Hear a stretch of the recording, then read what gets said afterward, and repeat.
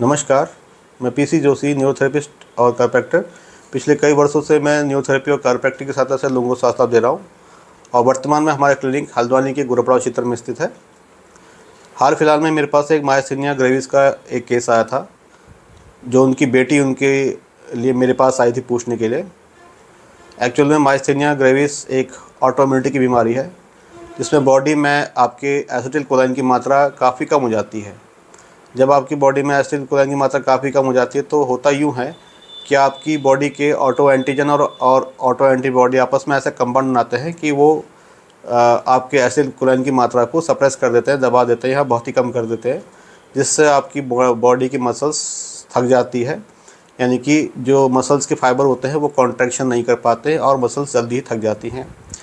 Myasthenia के patient यानी कि मायस्थीनिया ग्रेविस के जो पेशेंट होते हैं, अक्सर देखा गया है कि इनके थाइमस ग्लैंड का ऑपरेट करके उसको बाहर निकालना पड़ता है, क्योंकि कभी कभार इसमें ट्यूमर भी पाया जाता है।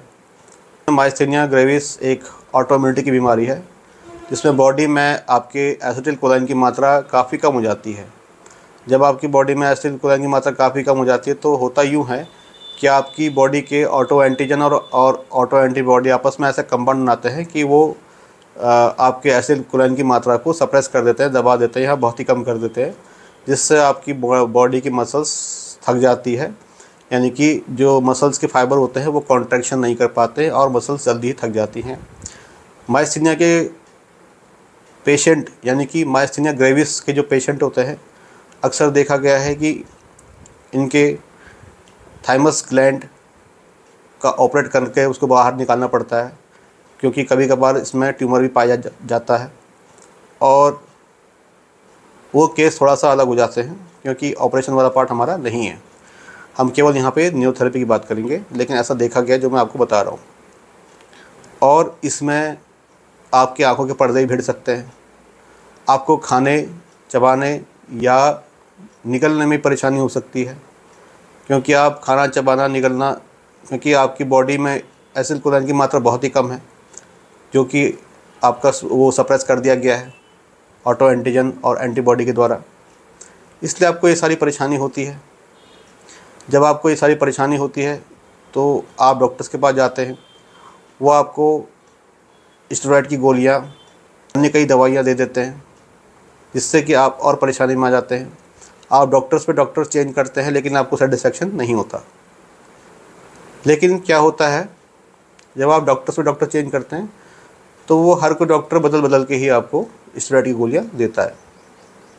आपको शांति नहीं मिलती है, क्योंकि मसल्स तो आपकी थकी रही हैं। लेकिन इसका न्यूरोथेरेपी में बहुत अच्छा इलाज है। अगर आप करना चाहें, थोड़ा सा आपको समय तो लगेगा, हो सकता है थोड़ा सा लंबा समय लगे, तो हो सकता है थोड़ा सा कम भी लगे, लेकिन प्रॉपर टाइमिंग कह पाना कितना समय लगेगा वो थोड़ा सा कह पाना थोड़ा सा मुश्किल है। लेकिन हम इतना ज़रूर कह सकते हैं, अगर आप मायस्थीनिया ग्रेविस के पेशेंट हैं और इस तरीके की बीमारी से जूझ रहे हैं, मसल थक जा रही है, खाने निकलने में परेशानी हो रही है, पर्दे भिड़ गए हैं, या आपका थाइमस ग्लैंड को काट करके बाहर निकाल दिया गया ऑपरेट करके, तो आप ये सब स्थिति में आने से पहले ही हमारे पास आ सकते हैं, न्यूरोथेरेपी ट्रीटमेंट अपना सकते हैं और स्वास्थ्य लाभ ले सकते हैं, बशर्ते थोड़ा सा लंबा समय लगे, लेकिन आपको आराम पक्का होगा, इतना तो मैं कह सकता हूँ। आशा करता हूँ जो लोग हल्द्वानी में रहते हैं वो, या हल्द्वानी के आसपास के ज़िलों में भी रहते हैं, तो वो लोग हमारे सेंटर पर आ सकते हैं। और जो दूसरे अदर्स स्टेट में रहते हैं, अगर वो यहाँ नहीं आ सकते तो आप अपने स्टेट का नाम हमें ज़रूर बताएं और अपने ज़िले का नाम बताएं। इतना करने से भी हम आपकी मदद कर पाएंगे। आप हमारे न्यूरोथेरेपी सेंटर जहाँ पे भी हैं आपके स्टेट में, हम वहाँ का एड्रेस आपको देंगे या नाम नंबर देंगे, जिससे आप अपना पता कर सकते हैं और अपना ट्रीटमेंट करा सकते हैं। तो अभी के लिए इतना ही। नमस्कार, धन्यवाद।